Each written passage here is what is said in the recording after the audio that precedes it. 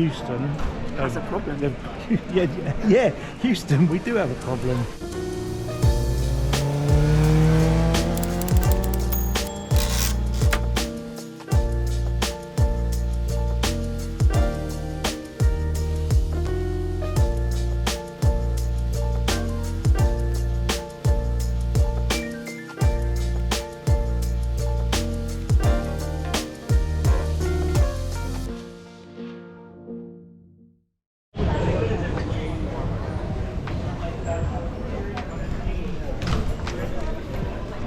We're off.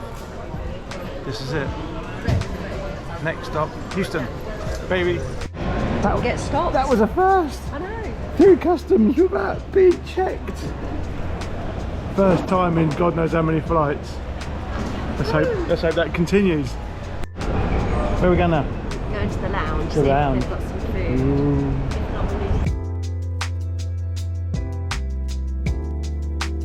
Well, we went into the United Club Lounge and their food options are pretty crap, so we've decided to scrap that option and go and find some nice healthy foods.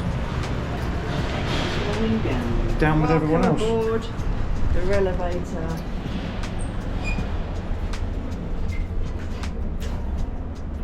What's that now? Lucky dip as to what floor you're going to finish at. Oh, it's just gravity. Second floor. Anyway, that was fun. The travel debacle continues. We're meant to be taking off in 13 minutes. The flight has now been delayed. It now says it's going to be taken off at 2:15. We've actually got about 40 minutes to make a decision whether we take this flight, if it actually happens, or look for an alternative flight. Or worst case, plan C is to hire a car and drive from here to Houston, which is 1,500 miles, and it will take us non-stop just under 20 hours to catch our flight that's tomorrow from Houston to Heathrow. So we're literally waiting for these guys to make a decision on what we should be doing. It's all very stressful, isn't it? Exciting but stressful. So anyway, let's wait. It's now 1:25 and we've got until 1:30 when they're apparently going to be starting to board us. If that doesn't happen, then I'm going to presume it's not happening. So yeah, watch this space. Update number whatever. So now it's now been delayed until 2:45. We've not been given any update. We're just trying to listen to what people are telling us because we're actually quite close to where these guys are having their chat. But from what we can understand is Houston has a problem. Yeah, Houston, we do have a problem. You're not letting any planes in or out because of a pretty serious storm. Although we've been looking at the weather app and it doesn't show anything. It shows a little bit of wind. But, everything's grounded. Nothing in, nothing out. So we've just got to sit back and wait and hope that the storm passes. Nice if they gave us an update though. Anyway, we'll check in soon. Cheers. Again, zero communications from the staff, but up on the screen just here, it now says it's going to take off at 3:15. So that's coming on for 2 hours late, and they haven't bothered telling anyone. What they could do is they could actually announce something over the tannoy to keep everyone in the loop as to what's going on, because all they're doing is dealing with individuals that are going up to the counter and asking what's going on.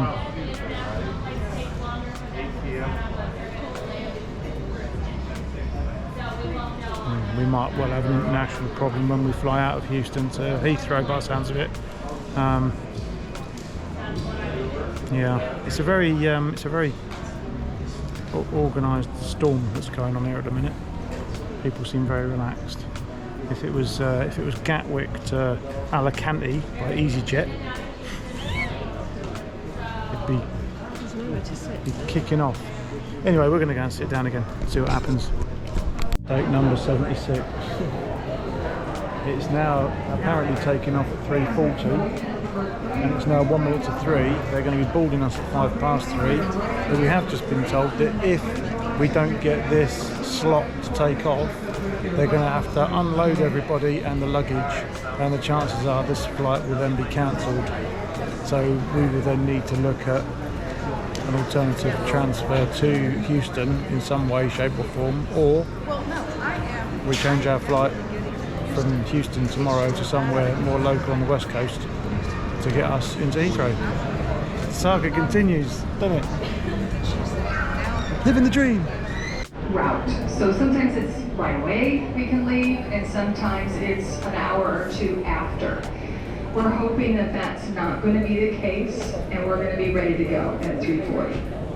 If it is, unfortunately, we come back on the PA, we'll take everybody off, and we'll make our staffing arrangements for the in-flight crew that needs to finish for the day, and then we will make a decision on the flights. So that's how it's going to go. We'll begin our boarding here in 2 seconds. Cross your fingers. Good vibes. Thank you.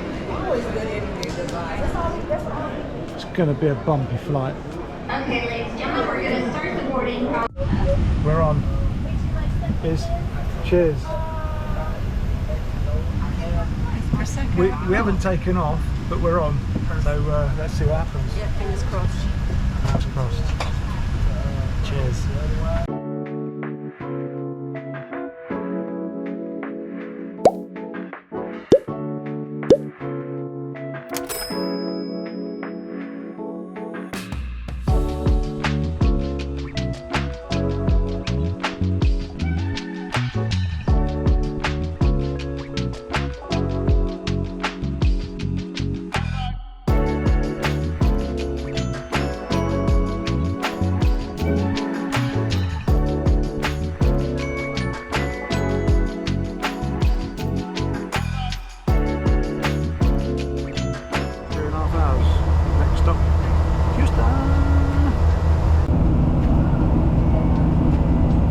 That's Coronado.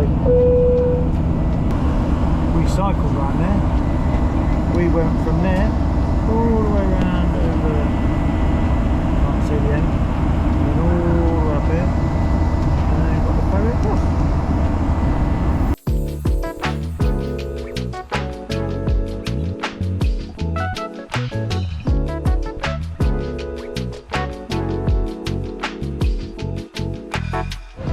We've arrived, we're in Houston. It's late, it's about 9:45, 9:30, 9:45. Yeah, another one at the airport. Didn't realise how many branches we got. Yeah, so now we're doing a 15-mile hike to baggage. You pleased we're here? Plan B and C didn't have to happen. We made it. You're not going to believe this. Hour and a bit waiting for luggage, and we're bagged down. So thanks United Airlines for losing one of our bags. Luckily it's only a dirty pants.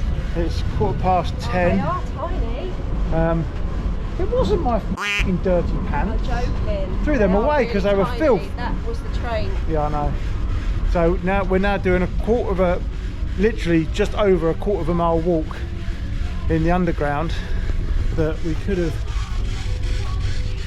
taken a little tram thing that goes along there. It's tiny. To our hotel. Oh, that says Marriott Hotel on there. Do we have to go up? Oh no, Marriott Hotel is keep. Up to the point that they're all saying keep right. So anyway, we've now got to get checked in, get a nightcap, get up in the morning, come down here, do a bag retrieval, which, oh here we go, look.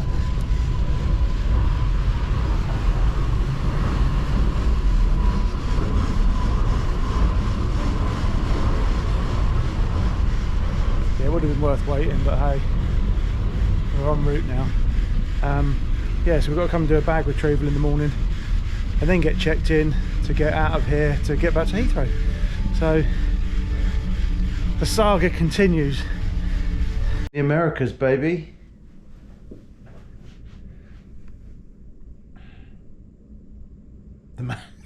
the Marriott at Houston Airport. We stayed here last night. Actually had a good night's kip. Woke up late. Luckily we've got about 5 hours to kill today before our flight. But well, we did want to get up early to go and retrieve your bag, but yeah, we were going to get over there for like 7 o'clock, recover the bag, get some breakfast, get back here, get showered, move a few bits about, and then get out of here for 11 o'clock. But we woke up at 9:15, so oh well. Everything's charged, everything's ready, and we are almost packed and ready to get going. So next stop, London Heathrow. Well, that's if we take off. We could end up with the same saga. yeah, afternoon storms. Yeah, it is soaking wet out there, but it's warm. So anyway, we see you in there. Bye bye.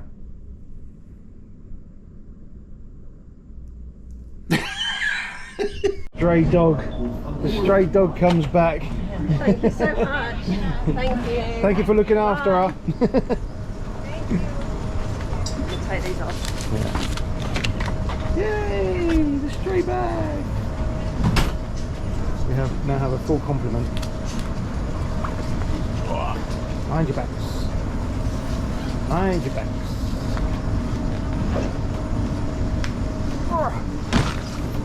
Done. This is us.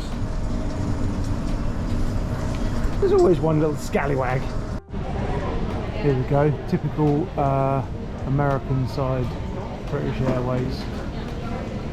You're not allowed to queue up, even though we were told to queue up from 3:20. We got told to go and stand up here because apparently,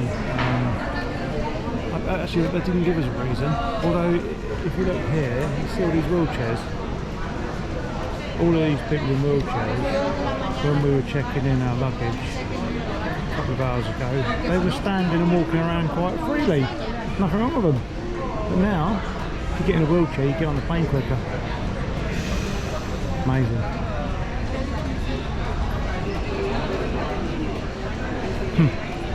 Well done, BA. We're on.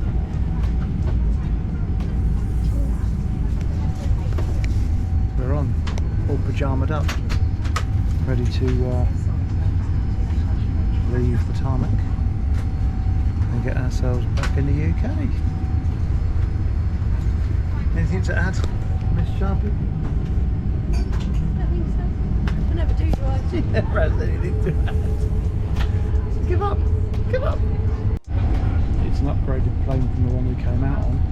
Got a huge TV! That's about, I'd say that's about 2 foot across.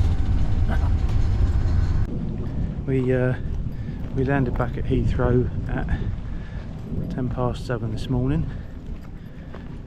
Waited a while for our bags, usual. Although security was quick. And then got home. It was about 10 to 9, wasn't it, by the time we actually got home? Got unpacked. We didn't get any sleep, by the way. I think we've got about 15 minutes on the plane, so we're still in Houston time, which would be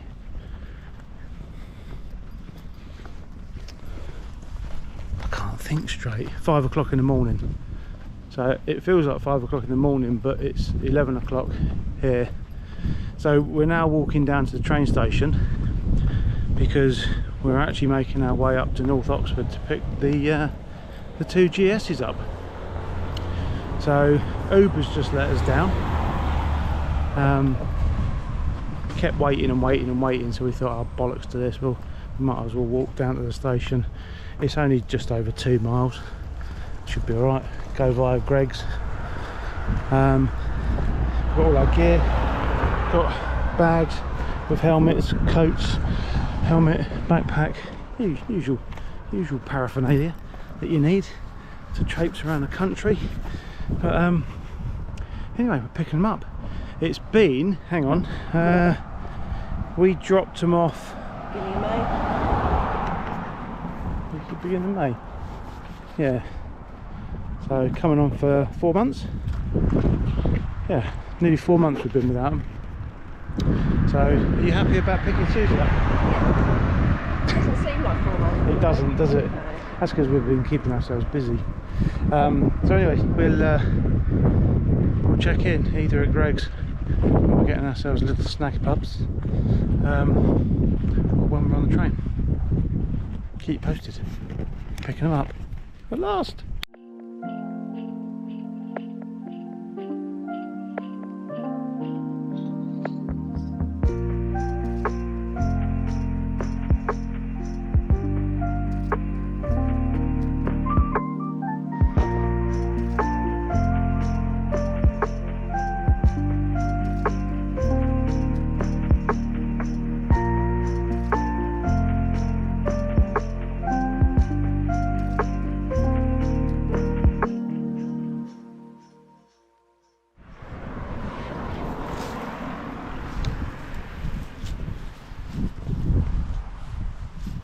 You pleased to have her back? Yeah.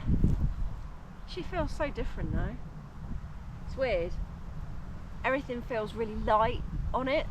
I think it's because obviously I'm used to the Heritage where that everything was heavy, like the clutch was heavy, the steering was heavy, and that just felt really light and nimble. And I don't know. The What felt light and nimble? that Yeah. the gearing feels a bit Which better. people would argue about it being light and nimble, but compared to a 340 kilo Harley. Yeah. Obviously we stopped in Reading and then there was a bit of oil on the floor, but I don't know whether that was from us or not. So No, we we'll need to keep look an at eye on that. But yeah, There's the nothing gearing down there. does seem a lot smoother, though going like, you know how first to second was quite jerky? Yeah. It's not as jerky now, but that whole revving at the garage seemed a little bit weird, didn't it? Yeah. Oh, Has that stopped? The Garmin's come off. The rat-tapeting, I Yeah. don't know. The trouble is, it's like when you're going along, you've got all the wind noise and then you've got the traffic noise as well, so it's really difficult to hear. Yeah. I mean, this was obviously a bit of a. I mean, Yeah, this it's is one blue, discontinued, and then this is a different blue, and that's actually a stick-on rather than laminated on. But then we also noticed that they didn't sort this bit, which is a bit frustrating because that's actually within the laminate, and also another scuff just there. But they have had it 4 months, so. Well, you'd think that when they took it all apart they'd have noticed that. Well, I'm going to look at the photos after the crash and see whether that was actually on there then, because that might have been done when they've actually taken it apart, put it back together, taken it apart. Yeah.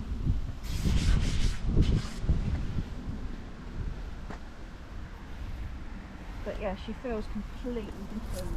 But then, that's because obviously with the In a bike- good way, or like, the seat isn't comfy anymore, but that's probably because the Heritage was super uber comfy. yeah, That seat was kind of really springy and quite wide yeah. to take the girth of the buttocks. But no, I'm super pleased to have her back. But yeah, I still have got a bit of a thing now for Harleys, though, I think. Those Weird, isn't it? BMWs at the garage that Ben wheeled round, I just looked at them and thought, no, they just don't do it for me. No. There's just, I want something that's a little bit more custom, that's a little bit like lower slung. That's why I kind of want to look at the Yeah, and a bit more Speedmaster. unique. It's like these though. I mean, I know we've done quite a few bits to them, but I mean, Well, only the HP bits. they're a GS.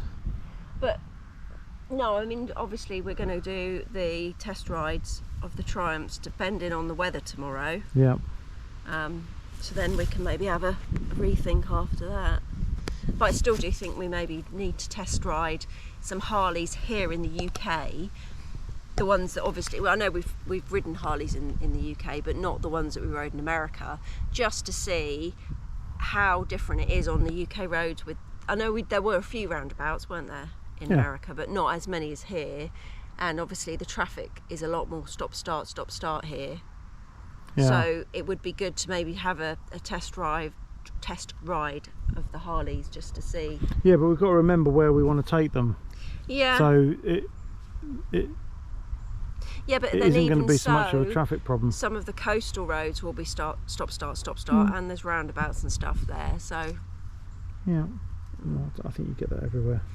but how is it to have your bike back then? Because you've been without yours just as long as I've been without mine. Well, about a week difference. Yeah, because obviously we finished Scotland on it. I honestly think I've fallen out of love with her. Yeah, but you're really tired today. Obviously, we've just got back from America and you're probably not in the best riding mood. So No. maybe you need to just rethink it. Maybe. When you're in a bit of a happier It just feels different. It just doesn't feel familiar at the moment. I think if we put a few miles on them again, we might change our mind. I wouldn't be sad to see it go. Would you not? No. But you've had a GS for so long. Obviously not saying this GS, but you've had GSs for so long. When you were without a GS, I've also been without it for 4 months and I haven't missed it. No, because I've missed having it in the garage. No, we haven't been here for a lot of that though. True. Anyway, time for a sleep on the grass. Don't, because we probably will fall asleep. So tired. Coco will come. So tired. Coco. Our body clock is, hang on, what is it now? 4:10. 4, so it's 11 o'clock, no, it's 10 o'clock in the morning for us. So we've pretty much gone 27 hours. I think if we can make it through to about 8:30 tonight, we'll have done well. And what is it now, sorry? It's 4:10. Yeah, I might not make it till 8 o'clock. Maybe I'll take you home. Oh no, because I've got no normal coffee, it's all decaf. I was going to say I'll take you home and dose you up with some caffeine, but... Yeah. Anyway, lovely spot. What a lovely spot.